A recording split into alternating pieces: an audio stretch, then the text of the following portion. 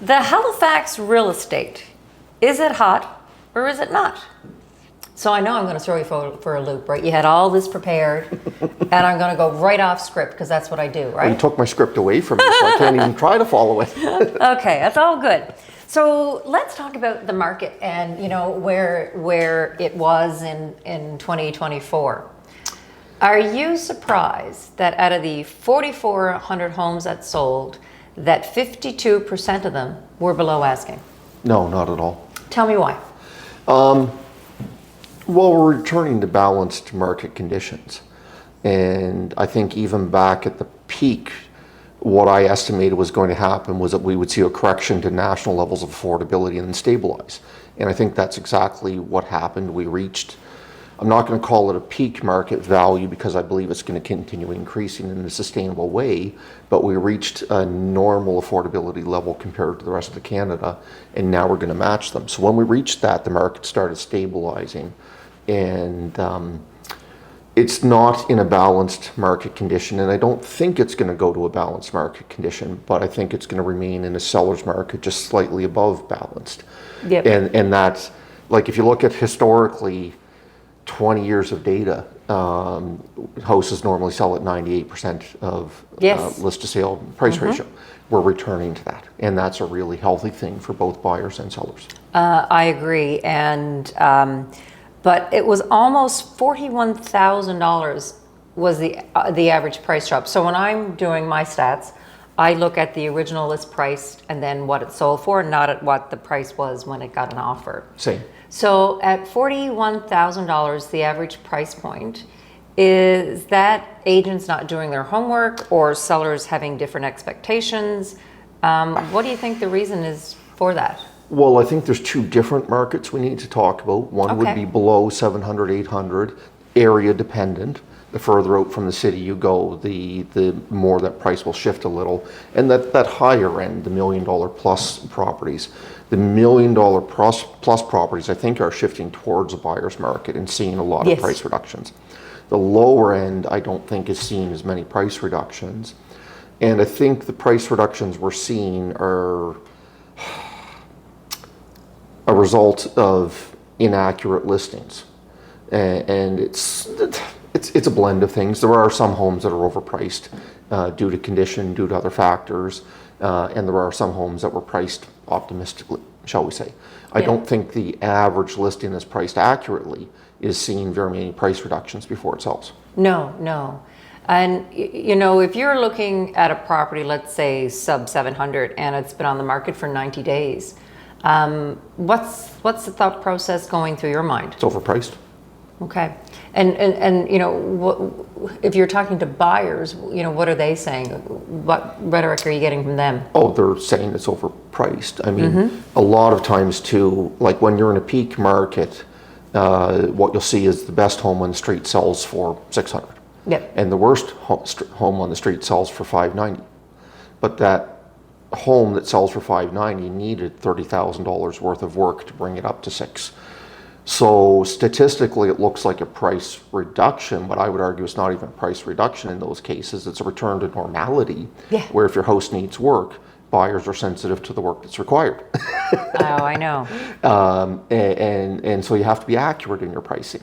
And if you need $20,000 worth of work compared to another, you're going to have to build that into your marketing strategy of how you want to present that to get your best price. So what do you think some of the challenges that sellers are facing here right now in our market, or going into 2025? Probably still the biggest one is uncertainty of if I sell, what do I buy? And I think that's probably holding the market back more than anything for the number of listings is, sellers are very worried that there is low inventory still. Oh, look at this. In 2016, we had 7,700 homes on the market. Yep. Now, last year, we had 4,900. Yep. 2023, we had 4,900. And last year, we had 5,300. Again, return to balanced conditions. Yeah. But sellers, I think, sellers, buyers, both of them, if they look at a 24-hour snapshot of the market, it appears that there's not a lot to choose from. No. But if you because homes still are selling quickly. And I think it's important to look at a 3-month snapshot of the market to see what level of turnover is happening, what kind of properties, although they might not be available today, that I can reasonably expect will become available in the near future, and make decisions based on having that confidence that the house you want will come up.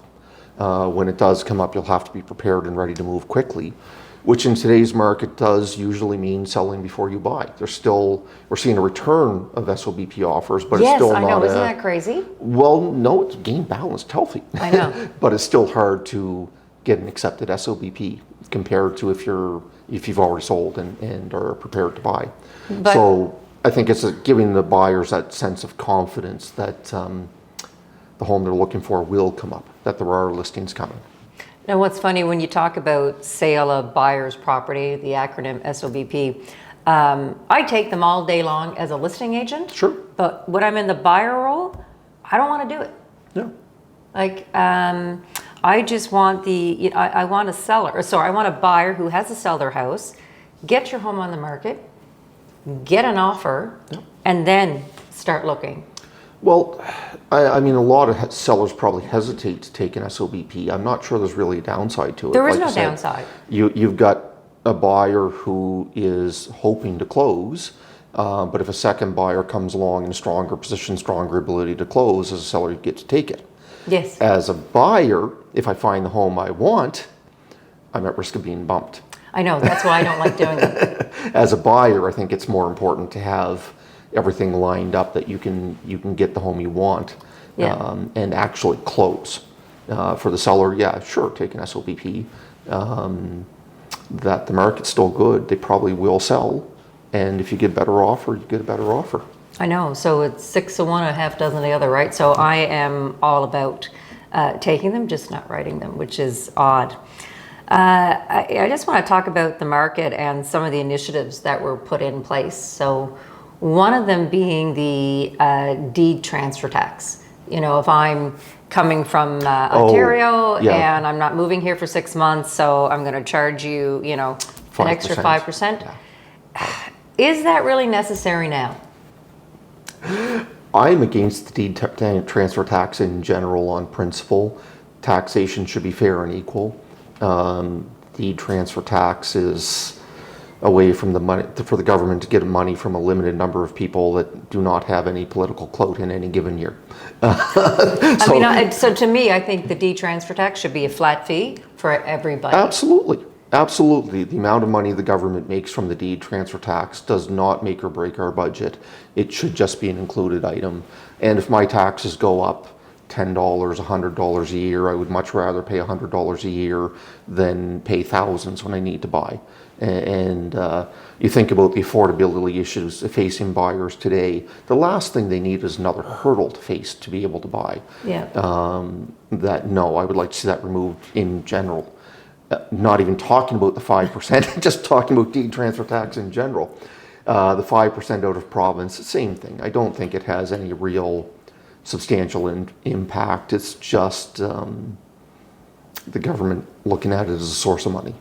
But I mean, at the end of the day, the 5% was used to curb people from, you know, coming from Ontario, buying houses, renting them out. I don't think it had that impact. I don't think it did either. So, I mean, how, are they going to still keep it? Probably. When the government finds a source of revenue that no political cost, they don't give it up often. But like you said, it was designed to curb the movement of people here, but the people moving here are exempt.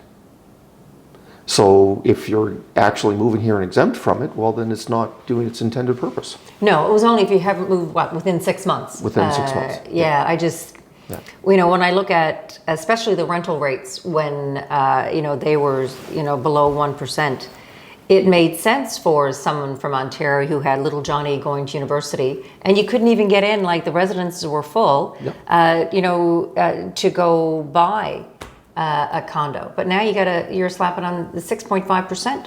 Well, but if they're here for university, you just move their primary residence here, put the property in their name, and now you're exempt again. There are ways to skin the cat, yeah. And I've told my, you know, I've told buyers that, you know, can you put the title of the property into your kid's name Sure. because of that? So I just don't see it. The intended purpose is not there, but I understand why they're keeping it, of course. Yeah. And that leads me to the foreign buyer ban. I mean, that never was a concern here. No. And now it's, in place till end of 2026, 2027? I think it's end of 2026. Let me answer that with political uncertainty. True enough. We are looking at changing governments, and who knows what will happen. Currently, that is the current projected end date. But it doesn't really impact our market here at all. Like we never had that issue. No. Unfortunately, in Canada, this is actually one of my talking points. Is when you're asking about what statistics do I look at, real estate is very local, and really, it would be nice if we had regional policies across Canada. Vancouver, Toronto, and Montreal account for 51% of all the housing stock in Canada. So when Toronto and Vancouver are having issues, it needs to be addressed. And that can have a negative impact on the rest of Canada. So regional policies, I think, would go a long way towards affecting that. The foreign buyer ban, I think, was an attempt at a needed tool. We can argue whether or not it was successful. Here locally, it was never a problem. In HRM, before the foreign owner ban, only 0.7% of purchases were foreign owners. Yeah. Under the foreign owner ban, I believe a huge majority of those purchases would still be exempt. So I don't think it was needed here, and I don't think it's having any real impact here. I don't think so. I believe it was a great government sound bite at the time. So how would you say the market is right now? Good. Yeah? Yeah. Tell me why. Because I think we're looking at a good 5 years. I think we're looking at stability. I think we're looking at continued growth. I think we're looking at continued population growth, although not as fast as it was the last few years. I think we're looking at really good, just barely seller market conditions, just barely above balanced. And I think we'll maintain that for 5 years, and that will be a very good, healthy, strong market. So if we were to look at the economy, and what if the 25% tariff come in? Do you think that would impact buyers here locally? Yeah. Okay. Yeah. Again, let me just say political uncertainty. If the U.S. implements tariffs, that's estimated to have a 2 to 3% inflationary impact in the U.S. If their U.S. inflation goes above target, they're going to be forced to increase their interest rates. Canada is not part of the U.S. Our inflation is not American inflation. However, our interest rates are somewhat tied together, that if the U.S. interest rate goes up and the Canadian rate doesn't follow, not immediately, not exactly tied, but within a range or margin of error, we're going to see negative impacts on our dollar value, and that will impact manufacturing and investment. So it's a delicate dancing act. The end result is if the American inflation goes up and their interest rates go up, our interest rates might go up. And then we could see tougher mortgage conditions for our buyers. Really, you think so? Even more so than like the stress test being higher, or just the rates going back up? Both. I mean, if the U.S. inflation goes up 3%, and so right now we're seeing large drops in the Canadian prime rate, Bank of Canada rate. Mm-hmm. They weren't forecast to be that large until the U.S. started dropping their rates. So we were kind of trickling away at our interest rates until they joined us and started dropping. If they reverse policy and start increasing, so if their rates go back up to 5% or 6% to deal with their inflation, ours might follow, and probably wouldn't go back up to 5%, which was the peak we were at, but the projected drops would slow down, and ours would probably trickle up another, 0.5% or percent as well. That would make it harder for buyers to buy. But in addition to that, the impact it would have on consumer confidence. Oh, true. Yeah, absolutely. If people don't make buying decisions based on a statistical economic measure. They make buying decisions based on their confidence in the future, which is consumer confidence. If they feel worried or uncertain, they're less likely to make those decisions. Plus, of course, it being harder to afford. Yeah. Locally, let's say with your agents, what type of obstacles would they have to overcome? Have they overcome, let's say, the past 6 months? What are they Everything. seeing? Well, we know that. But, what are they running up against, say, within the past 6 months with sellers as an example? I think the last 6 months we've turned a corner, really. That not really answering your question, but You're a good politician. What's that? Well, I'll come back to your question. The economic measures that have happened, so the CMHC changes, the 30-year financing, increase in the maximum loan, and the decreased interest rates, I've seen an acceleration of the market. So while we're slowing down as a raw number into a seasonally accurate market, which is a slower market through the winter, but compared to last year, we're accelerating. So most of the year, we've been up 5% over the previous year. And then it started accelerating. October, we were up 10%. I think December, we were up 16% over last year's December. Cumulatively, year to date, we went from being up 5% to being up 8.5% by the end of the year. So the tail end of the year has really accelerated the market. So the challenges we've seen the last 6 months, really, a lot of them have started evaporating. Financing has become easier. Consumer confidence has improved. The activity has improved.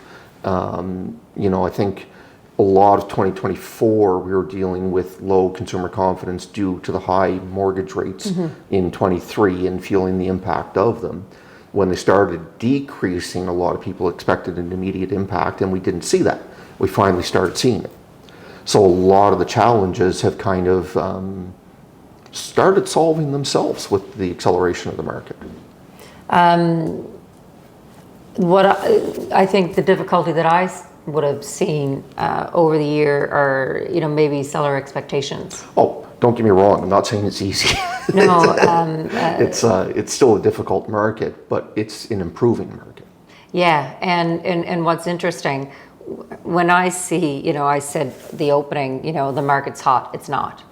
Because historically, we've only ever sold 4,400 homes on average anyway, right? It hasn't been, we're not crazy here, right?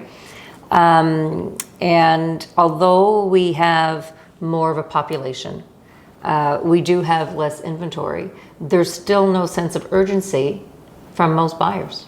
Yep.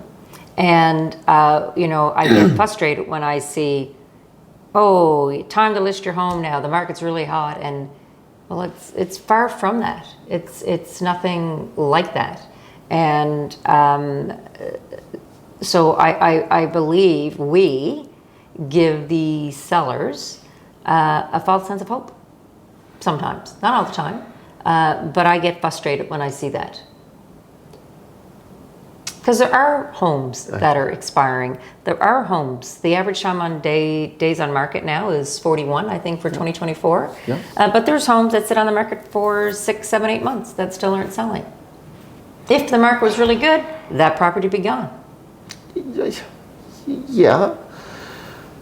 It comes back to making sure you're working with an experienced agent who is pricing the home accurately, giving you good advice, aware of what the market is doing, and ultimately you've got a price for tomorrow, right? That not yesterday, that I have to be looking forward, that I give you a CMA in October, but we list in November. Has the market changed? Has it shifted? Do we need to revise? What are the others doing? Like if I'm pricing you against another active listing that's been there for 3 months, well, I'd better come in under them because they've been there for 3 months. That they are today's competition, and yesterday's lesson would be that I can price a little higher than them. But I've got to look, well, they're going to probably do a price reduction in the near future, especially if I list at a similar price to them. So if I want to sell, I should be looking at what are my market conditions going to be next week? and preparing the seller for that and pricing accordingly and having a plan and having a marketing plan and being at the top of my game, right? Yeah. You can't force the market, but you can position your seller to be in the best position. Oh, 100%. Absolutely. I believe that. When you're sitting in your weekly meetings, what advice are you giving to agents right now? To focus on their business plan and growing their business. Honestly, the last 4 years, a lot of my advice to them has been about market conditions and about the buyers and sellers and how to help them. Right now, again, it's kind of more of a return to normality. Yeah. So a lot of those old skills we haven't practiced in 4 years are coming back. And so a lot of my meetings are those old skills or refreshing those old skills. But a lot of those old skills are about agents growing their business and getting back to the basics and doing the basics well. Yeah. I coach a handful of agents, and for me, it's about them understanding the market and that it's normal for, I remember being in the industry when it was 18 months of inventory. Yeah. And it's like, you took a house for a 6-month contract and you pray to God it sold within the 6 months before Absolutely. you expire. But you know what? I'm thinking that now with some of my listings. Okay, I'm hoping that I'm going to sell within the 6 months. Yeah.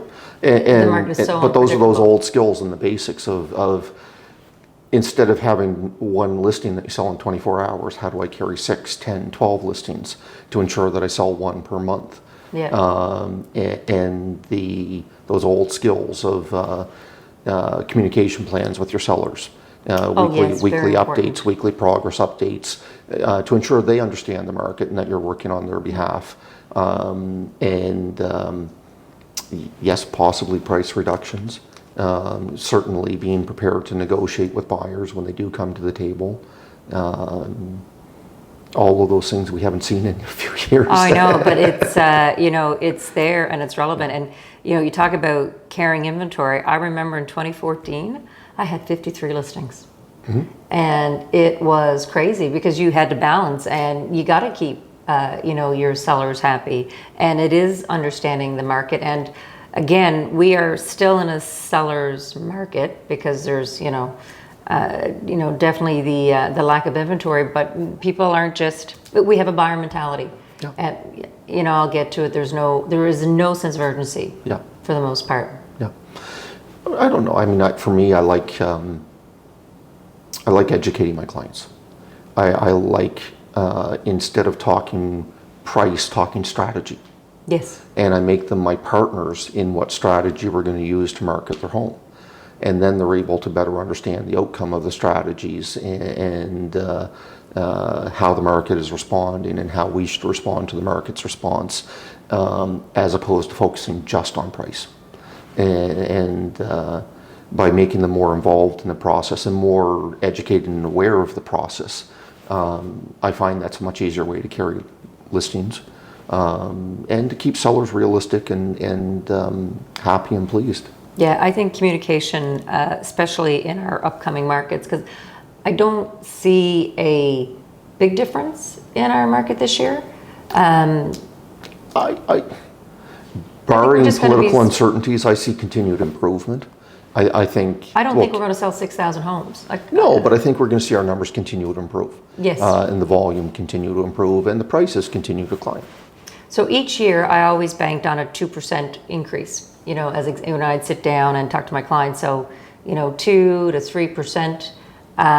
You're talking price increase? Yeah. But I think what we need right now is, if we don't get the inventory, it's not going to be any difference. We're still going to only sell 4,400 homes on average. So we need the inventory to sell, and hopefully builders are able to handle that, because that's what we're not just lacking. Well, we have enough apartments now, but we just. I would argue we don't. But so the rental rates are coming down. They are. Yeah. Well, apartments is a broad category. I think we need to shift back into condos, but we do still need more density downtown. So tell me why you think we need more condos. We're underserved by condos. Most Canadian markets have 25 to 30% of their housing market is condo stock. In Halifax, I don't have the current number, but we're really low. It's maybe 15%. Yeah, there's not as many being built as no. there used to be. A lot of them are being built as rentals. Yes. So we are overserved in rental stock compared to other urban centers. But we do have a large university hub base that Yes, other urban centers don't have. But if you look at the balance of our development, we are building too much urban sprawl, I think, and not enough urban density. And I'm not for or against either, but I think they have to be balanced. And Halifax went 30 years without building a single large building downtown. We turned that around in the early 2000s and started building finally, but I don't think we've caught up yet. And, No. And if you look at our tax base and the financial issues the city is coping with, a lot of that is due to the proportion of urban density versus rural sprawl as well. Yeah, I think I felt good about last year, even though it was the first, we didn't do any transactions in January. It was the first time ever for our team since we came together. But we walked into January with 17 ends, that we had completed and ready to close for 2025. I'm very optimistic about our market, but again, I don't think it's hot. I think it's good. Yeah. And if we hadn't experienced 2020, 2021, 2022, we would probably be looking at this year as hot. True enough. It looks cold compared to those years. Yeah, but you know what though? Just look at this. In 2018, we had 4,700 homes sold. That is the most sold since 2016, apart from COVID. Yeah. I'd like to get back, absolutely. because we sold 500 homes more, from 2023 to 2024. Yep. We need to do another 500 more. Absolutely. And again, barring political complications, it's very realistic that, you're looking at 2024 as a whole, but 2024 was almost 2 6-month segments. In the first 6-month segment, the market was very uncertain. Consumer confidence was very I was low. worried. In the second 6-month segment, we've seen the market accelerate. Yeah. So if we follow that track, I wouldn't be surprised to see the number of ends increase by 10% this year, right? Maybe That'd more. be great. Yeah. I would love to see that, and the consumer confidence. But again, we need more construction. We just need more options. Yeah, absolutely. We need. And it's not just the options. We need the options for the sellers who are buyers. I think that's big. We need everything. Well, but that's one of them, right? Anyway. Yeah, we need everything from affordability to density to mid-range townhouses to urban sprawl. We need it all. Yeah. We still have a unit shortage here, and that needs to reach balanced conditions as well. No, I hear you. Well, Adam, you always come when I call you to come over and to to go over this. I know you don't like to be on camera, but I enjoy talking to you, so I appreciate you coming out. Thank you very much. Thank you.